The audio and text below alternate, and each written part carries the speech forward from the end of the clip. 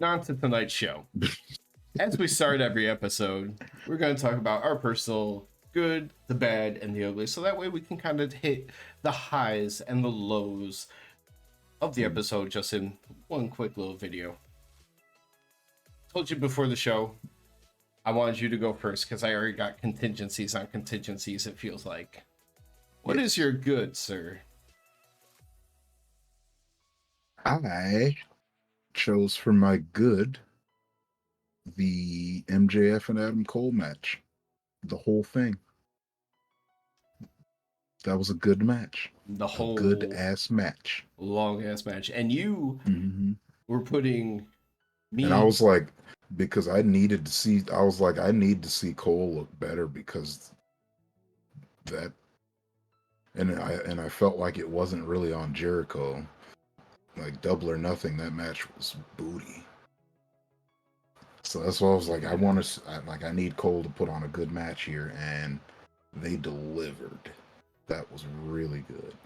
Because you know how hurt I was, like knowing that match was a dud at the pay-per-view, and I'm like, crap. Why has it gotta be the person that I fanboy over? And then you're sitting there putting the pressure on him. I'm just sitting here as a fanboy, like, please love Adam Cole. Please love Adam Cole. Please love Adam Cole. Yeah. And it's like, yeah, I want to love him, but if I had to watch a match like that again, I'd have been like, yo, get this man off my TV. All right. So for my good, I chose a moment, and keep in mind, if you're watching this, I was watching it on the live stream, not together. He is slightly ahead of me. So I'm going with a moment that made you giggle. And then once I got to it, you're like, you made sure I looked and I noticed it. And I started cracking up. The Hung Bucks nameplate in tonight's main event. That's so good.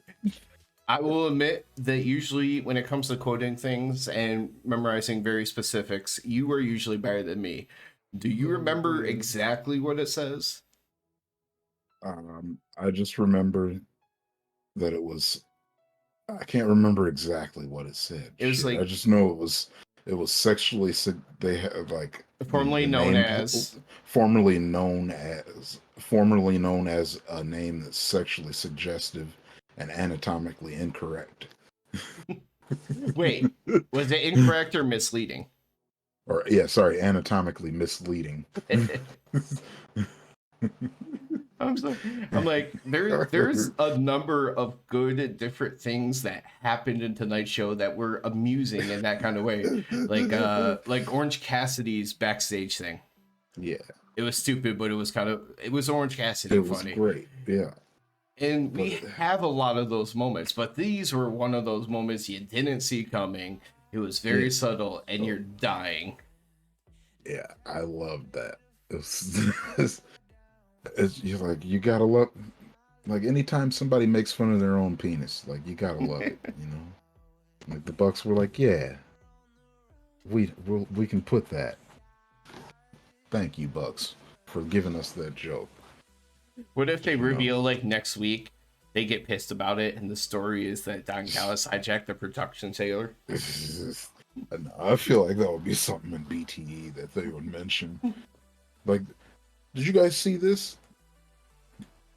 Or since Kenny's back, he's gonna be like, yeah, guys, check this out. And he just makes fun of him. He's like, you all have little, and knowing Kenny, he'd be like, you all have little penises. He wouldn't even use like slang term or something. Yeah, even though it's supposedly canon on there that he doesn't watch Dynamite at all. Like, he'd just watch it just that one time. Just for that. I hope. Alright.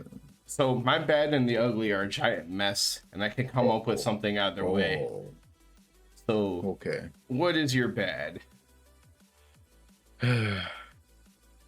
My bad is, what the fuck are they doing with the Mogul Embassy? Are they just they're just jobbing them out into the firm, like how the firm started off as, oh man, what is this group gonna be? and then they turned into just like jobbers. Like, is that what's happening? I hate to say it. Because it looks like that's what's happening to me. I hate to say it, but I know there was a little bit of excitement with you for him to get a different group after the original Mogul Affiliates was kind of dead in the water. Mm-hmm. I saw other people be very excited about it as well. But I will say, right off rip, I was like, no, they're not big enough. They're like Swerve needs better. It was kind of disappointing, Mm-hmm. and it's kind of continued to feel exactly that way. Like you can see Swerve's a star, Yeah. but the rest of them, It's just, yeah, it just, and then, I mean, and the way they book them, it doesn't help though. mhm. Because you keep featuring this group constantly, but you feature them to lose. Like, not even the leader's gotten a win in who knows how long. Ryan Cage got pinned by Sting tonight. Yeah. Yeah. Sting, who always, as much as I love Sting, he looks like he's ready to go home every time he gets down there. So for me, But like obviously yeah. booking plays a role in like how strong they're presented. I Mm-hmm. just kind of like as characters, I was like, I don't have high hopes for these guys. Like any Mm-hmm. of them becoming like stars. So I was like, that's not a good sign as far as Swerve goes. I'm like, he needs people that are future stars alongside of him. Like, I feel like he could elevate people, but yeah, these guys aren't really going anywhere. They've probably all gotten about where they can get. Excuse me. But yes, I don't know. I feel like Swerve can elevate the right people with him, but you also gotta like give him a win every once in a while, because yeah, he's just it's starting to get silly to me now. Like, Like, oh hey, they're sending Swerve out there so they can put on a good ass match. And he's gonna lose and be looking real upset but not do anything about it. because usually when you have groups, you try to figure out who that person is. Like, you're not going to bat 1,000, but usually there's at least one or two people that you see, like, all right, this person down the line, I can see them splintering off and I can Yep. see them becoming a star. I can't name a single person in that group outside of Swerve that fits that description. I mean, yeah, I guess we also haven't gotten a lot of the what the other two, the or those are Gates of the Agony. other two are the Gates of Agony. Yeah, yeah, we haven't gotten a whole lot of them. So, but I mean, we know what we're getting from Brian Cage. He's just he's a bodybuilder. Like, that's his character. He's just a bodybuilder. Yeah. Now, as far as my bad, because it drove you crazy, but of course, it didn't happen just once tonight.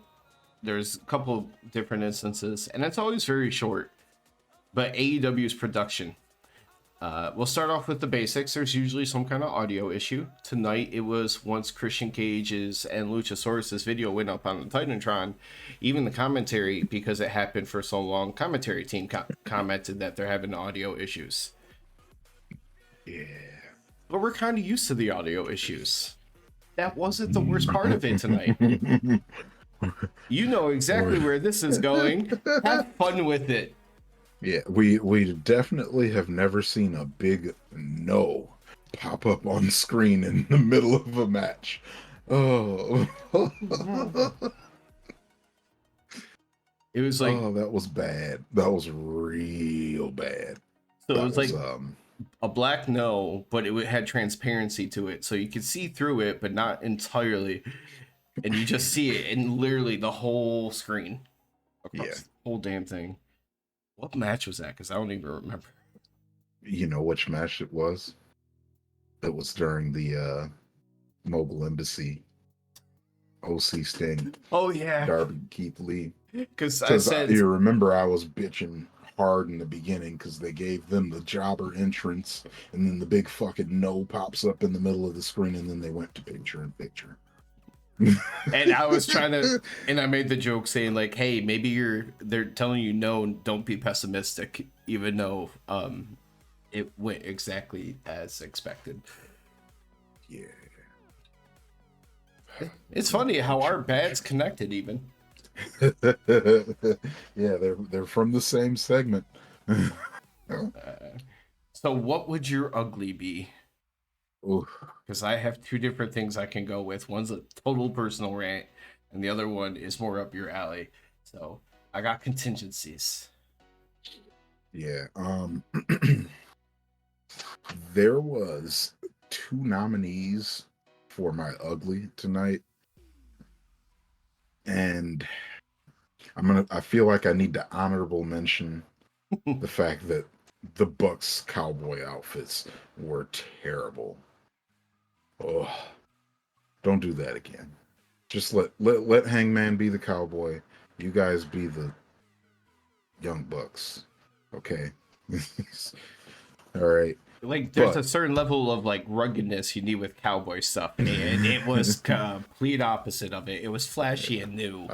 I feel like you nailed it. It was like little kids dressing up as Woody for Halloween.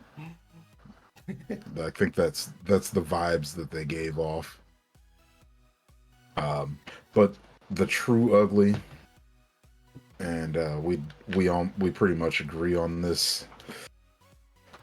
Jericho with the pink rhinestone heel boots. Dog. Like I wouldn't have given him the ugly if he could have walked better in them, but he almost fell once. So And the worst part Jericho, you is cannot pull off those boots. not the worst part, I shouldn't say, but a funny thing about that is just simply he wasn't in the ring with anyone tall. He was in the ring with Sammy and Darby. So it's not like you need to try to make yourself look taller against these people because it's not like they're 6'4" and you need to make up the gap. Like you're right there with them anyway. Well, now he looks bigger because he's got on pink rhinestone heel boots. Yeah, because that's my like. It needs to be mentioned. So it was one of my two. My other one was simply the advertising for Collision. I mean CM Punk / I don't know, because every commercial break it felt like there was a Collision commercial, and that's fine if you're highlighting different things and whatever. But it felt like they were advertising CM Punk, so kind of puts to bed any question about is that the CM Punk show. Yeah, it's AEW because CM Punk, man.